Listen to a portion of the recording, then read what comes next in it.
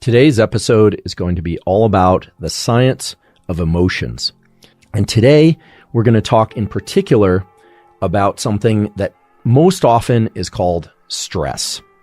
Now, you might be thinking, wait, stress isn't an emotion, but stress really lies at the heart of whether or not our internal experience is matched well or not to our external experience or the events that are happening to us and around us. And as you'll soon see, those converge or combine to create what we call emotions.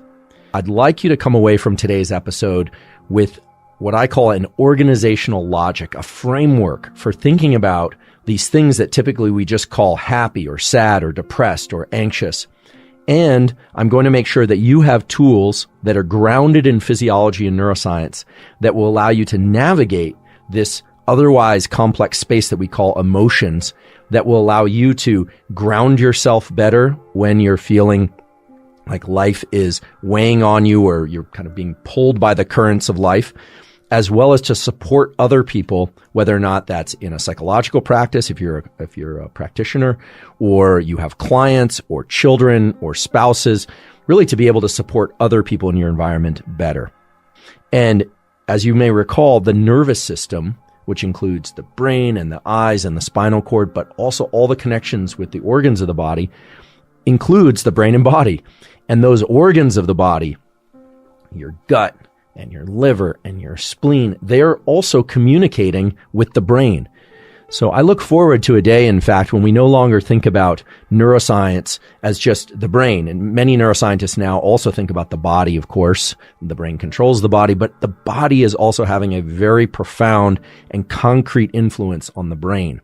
Today, we're going to talk about objective tools that match the brain-body experience or separate the brain-body experience in ways that leverage your ability to lean into life better, to feel better, literally, to just feel better about what you're experiencing, and, believe it or not, to be able to control your emotions when that's appropriate. Okay, so what is stress? We hear all the time that stress is bad. We hear people saying they're really stressed out. What is stress? Stress, at its core, is a generalized system. It wasn't designed for tigers attacking us or people attacking us. It's a system to mobilize other systems in the brain and body. It wasn't designed for one thing. And that gives it a certain advantage in taking over the state of our brain and body, but it also gives you, all of us, an advantage in controlling it because it's based on hardwired biological mechanisms. And there are hardwired biological mechanisms, meaning cells and chemicals and pathways and tissues that exist in you right now that require no neural plasticity, that allow you to put a brake on stress. And so we're going to talk about those. So let's talk about the stress response. And by doing that, you will understand exactly why the tools I'm going to give you work. For those of you that are saying, wait, I just want the tools, just give me a summary. Trust me, if you understand mechanism, you are going to be in a far better position to incorporate these tools, to teach these tools to others, and to modify them as your life circumstances change. Let's be clear about what we already know, which is that stressors can be psychological or they can be physical. Okay? If I put you outside on a cold day without a jacket for a very long time, that is stressful. If I have you prepare for too many exams at once and you can't balance it all with your sleep schedule and your other needs for comfort and well-being like food, rest, sleep, and social connection, that is stressful. So what happens when the stress response hits? Let's talk about the immediate, or what we call the acute stress response. We could also think of this as short-term stress. So you have a collection of neurons that start right about at your neck and run down to about your navel, a little bit lower, and those are called the sympathetic chain ganglia. When something stresses us out, either in our mind or because something enters our environment, that chain of neurons becomes activated like a bunch of dominoes falling all at once. It's very fast. When those neurons are activated, acetylcholine is released, but there's some other neurons for the aficionados out there. They're called the postganglionic neurons. Those ones respond to that acetylcholine, and then they release epinephrine, which is the equivalent to adrenaline. So we have this system where very fast, whenever we're stressed, the core of our body, these neurons down the middle of our body, release these chemicals, and then there's adrenaline or epinephrine released at particular organs and acts in particular ways. Some things like the muscles of your legs and your heart and other things that need to be active when you're stressed, they have a certain kind of receptor, which is called the beta receptor. And that beta receptor responds to epinephrine, and blood vessels dilate. They get bigger and blood rushes in to our legs. The heart rate speeds up. Lots of things happen that get activated. And at the same time, that epinephrine activates other receptors on certain tissues that we don't need, the ones involved in digestion, reproduction, and things of that sort that are luxuries for when things are going well, not things to pay attention to when we're stressed. So the stress response is two-pronged. It's a yes for certain things, and it's a no, you may not right now for other things. That's why you feel blood in certain organs and tissues of your body, but not in others. But basically, you are activated in ways that support you moving.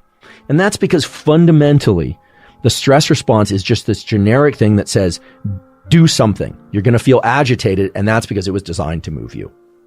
So this is important because if you want to control stress, you need to learn how to work with that agitation. I'd like to give you a tool at this point because I think if we go any further with a lot more science, people are going to begin to wonder if this is just going to be a kind of standard university lecture about the stress response.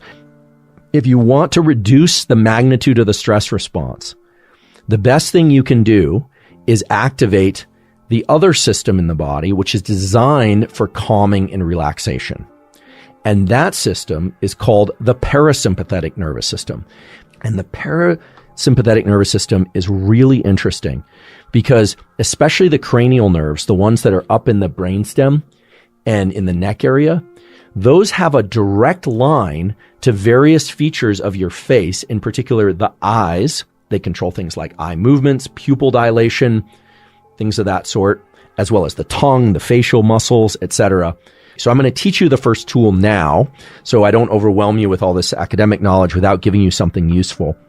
And the tool that, at least to my knowledge, is the fastest and most thoroughly grounded in physiology and neuroscience for calming down in a self-directed way is what's called the physiological sigh, S-I-G-H. What I'm talking about when I refer to physiological sighs is the very real medical school textbook relationship between the brain, the body, and the body as it relates to the breathing apparatus, meaning the diaphragm and lungs, and the heart. Let's take the hallmark of the stress response. The heart starts beating faster. Blood is shuttled to the big muscles of the body to move you away from whatever it is the stressor is, or just make you feel like you need to move or talk. Your face goes flushed, etc. There is, however, a way in which you can breathe that directly controls your heart rate through the interactions between the sympathetic and the parasympathetic nervous system. Here's how it works. When you inhale, so whether or not it's through the nose or through the mouth, this skeletal muscle that's inside your body, called the diaphragm, it moves down. And that's because the lungs expand, the diaphragm moves down. Your heart actually gets a little bit bigger in that expanded space. There's more space for the heart. And as a consequence, whatever blood is in there is now at a lower volume or moving a little bit more slowly in that larger volume than it was before you inhaled. Okay, so more space, heart gets bigger, blood moves more slowly, and there's a little group of neurons called the sinoatrial node in the heart that registers, believe it or not, those neurons pay attention to the rate of blood flow through the heart and send a signal up to the brain that blood is moving more slowly through the heart. The brain then sends a signal back to the heart to speed the heart up. So what this means is if you want your heart to beat faster, inhale longer, inhale more vigorously than your exhales. Now, the opposite is also true. If you want to slow your heart rate down, so stress response hits, you want to slow your heart rate down. What you want to do is, again, capitalize on this relationship between the body, meaning the diaphragm and the heart, and the brain. Here's how it works. When you exhale, The diaphragm moves up, which makes the heart a little bit smaller. It actually gets a little more compact. Blood flows more quickly through that compact space.